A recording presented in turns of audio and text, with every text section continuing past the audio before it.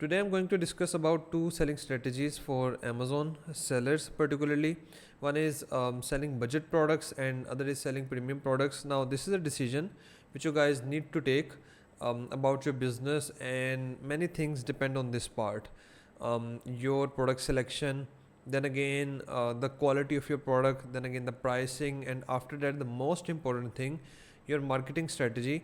All these things depend upon if you're selling a budget product where your price is comparable to the market, your product quality is also comparable to the market, and now you're trying to differentiate by staying within that range and trying to achieve ranking, organic sale, and all those parts.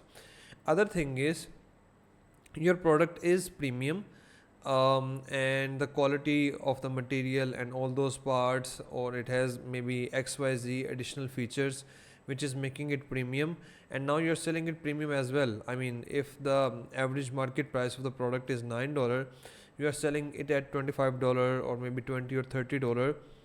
Then your product quality, then again the niche validation part, then again eventually the most important thing, the marketing, is going to be altogether different. Why we need to discuss this? Because you can't mix up both things.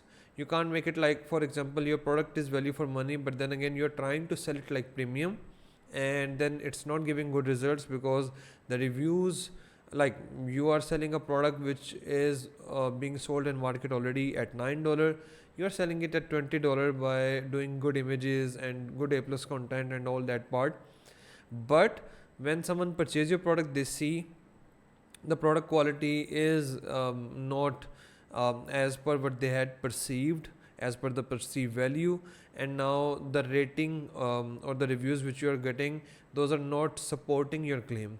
So you need to make sure. Or maybe another thing is your product is selling a premium product, and then you're trying tough on ranking efforts. You're trying your best to do ranking on the main keyword. Your CTR, your conversion, and then again your revenue is going to be different if your product is a budget product as compared to if it's a premium product.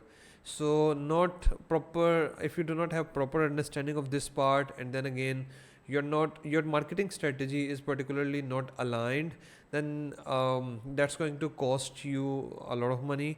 And then again that um, lack of clarity in this part can cause a failure of your product.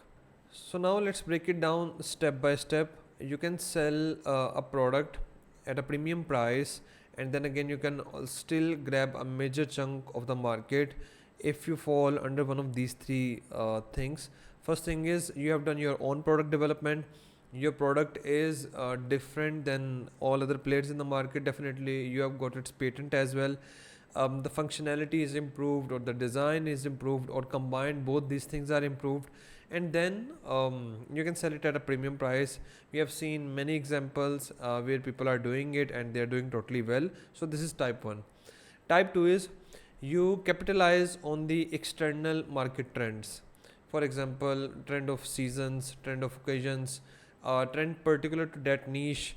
People, let's say we are talking about any kitchen appliance or any product in the kitchen category. The end consumer, they have started researching or paying attention to a particular trend in that niche.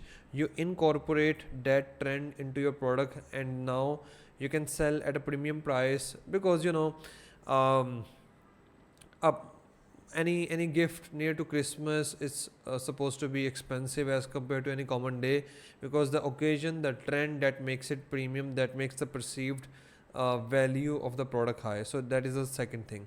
The third thing is that your product has a dedicated segment of premium buyers. That is the third scenario, and this is a subsegment where selling the product is toughest as compared to the first two subsegment, because if you have your own design developed, or if you are playing with the trends part, that makes things pretty easy, but the third part is hardest to do. Now let's take or try to understand the point from this perspective. Let's say we are selling a cloth, or you can say a kitchen apron. Now you can visit the retail store, and then the shopkeeper or the salesperson, he can say to you that this is the apron, which has the price of maybe $6, $7, and there is another apron which has selling price of $30. You can always feel that. You can talk to them right away. Okay, what's the difference? Why the price is high? They can tell you this product has this quality, this kind of material, this kind of manufacturing processes, this kind of etc etc, all those XYZ stuff. And now the high value of the product is justified in your mind. You can always experience that at the same point. So the purchase of premium product is kind of I mean, you're more convinced as compared to if you're purchasing that product online. Now in online world, all of your marketing is through those 6-7 images of Amazon listing, or maybe your A plus content, or maybe a video which is supposed to be less than 45 seconds.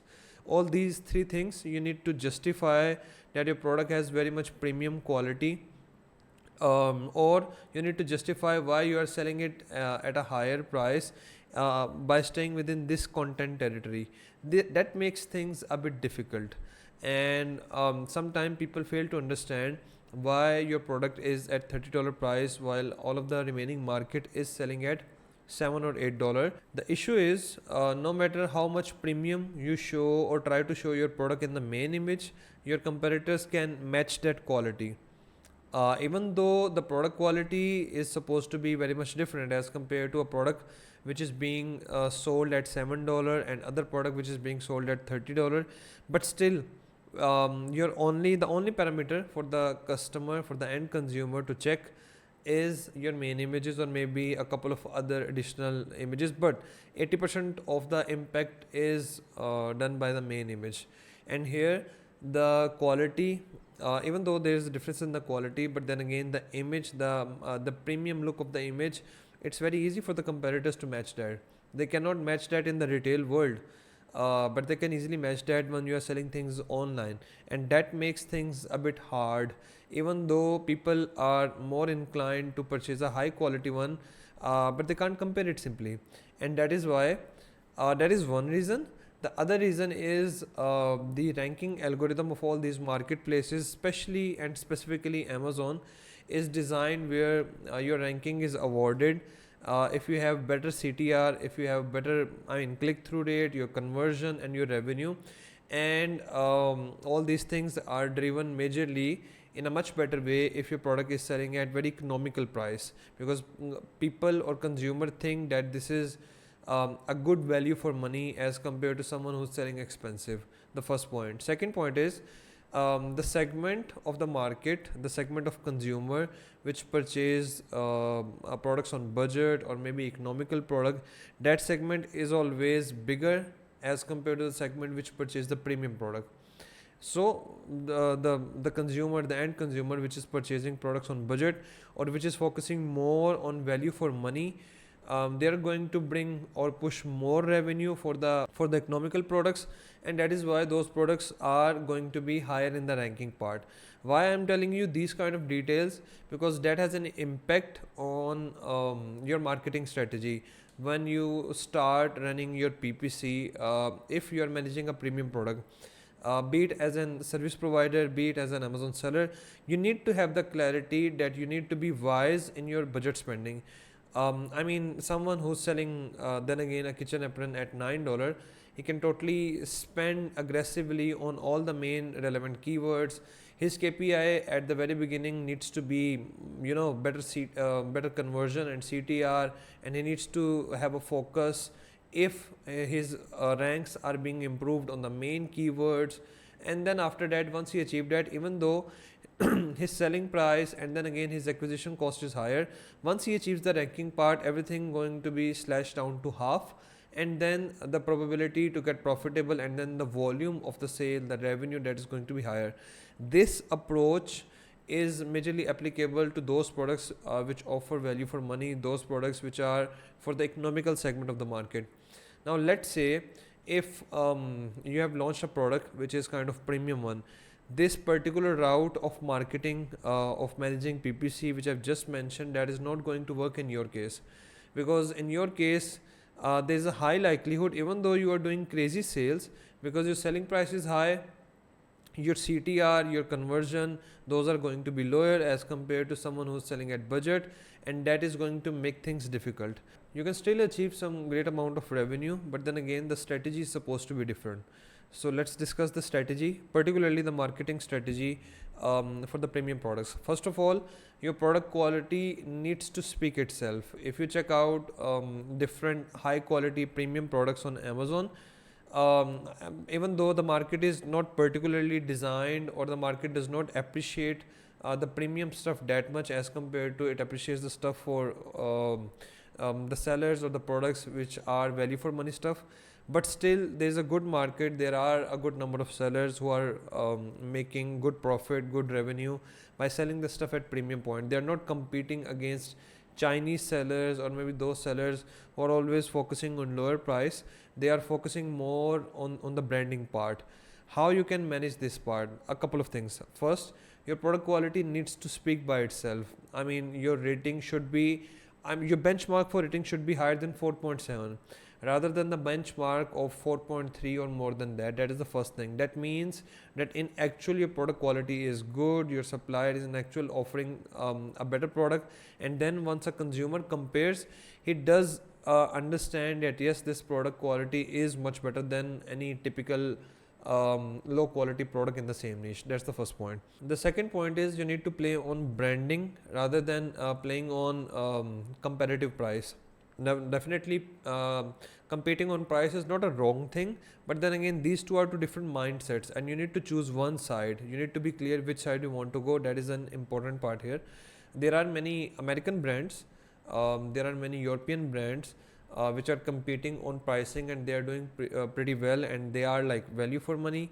The science here is a bit different. I've explained it in a couple of other videos, but you need to be very precise in the material selection, in the manufacturing process. You need to make sure you are going to the supplier, to the manufacturer directly rather than the trader or maybe wholesaler, and a couple of similar factors. I mean, if you follow these things, you can still offer a value for money product. You can still be very competitive on price, if not the most competitive, still you can fall under that range. But that is a mindset, that is a different approach, that's a different game. If you are going to play on the premium part, definitely that is most likely the case when you are not into the state of competing with Chinese sellers, or you don't want to compete with them. You know, their pricing is going to be much more better, so you play on the branding part. When I say this, what you do is, let's say in every segment, in every market segment, there are 10 to 20% people which focus on the premium quality. They are not bothered about low prices, they are bothered about high quality. You need to um, you need to kind of revolve your branding around those premium people. When I say this, first thing, your PPC strategy should not be revolving around ranking, it should be about positive return on ad spend.